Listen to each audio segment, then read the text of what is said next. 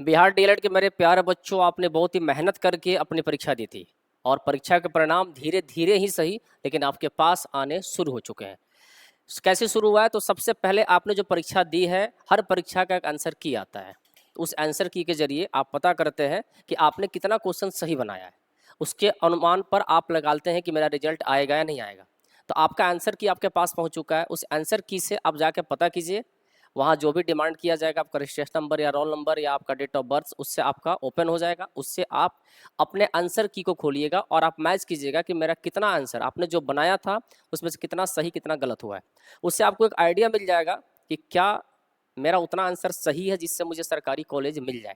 अगर आपका सरकारी कॉलेज मिल जाता है तो आपको बहुत बहुत बधाई हो। ऐसे ये अनुमान होता है, इसके आधार पर आप ये पहले ही डिसाइड नहीं कर सकते, क्योंकि जब तक मेरिट नहीं बन के आता है तब तक आप वहाँ तक नहीं पहुँच पाएंगे। लेकिन एक अनुमान लगा सकते हैं ज़रूर आप कि हाँ, आपका कितना आंसर सही हुआ है। उस बेसिस पर आपको पता चल जाएगा कि मेरा रिजल्ट कहाँ तक आने वाला है।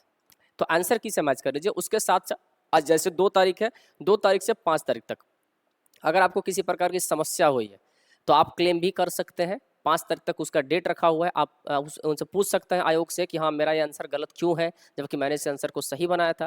तो इन सब मुद्दों से आप सवाल अगर पूछना चाहते हैं तो 5 तारीख तक आप बोर्ड से पूछ सकते हैं।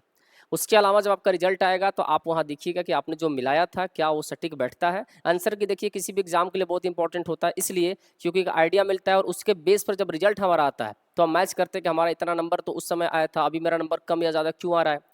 तो उस बेसिस पर आप आइडिया लगा लेते हैं। तो चलिए, आप लोगों के लिए एक इन्फॉर्मेशन था कि बिहार डीएलएड 2026 की जो परीक्षा हुई थी उसका आंसर की आपके पास आ चुका है। जल्द से जल्द जाके देखिए और उसके तुरंत बाद आपका रिजल्ट भी आपके हाथ लग जाएगा। धन्यवाद।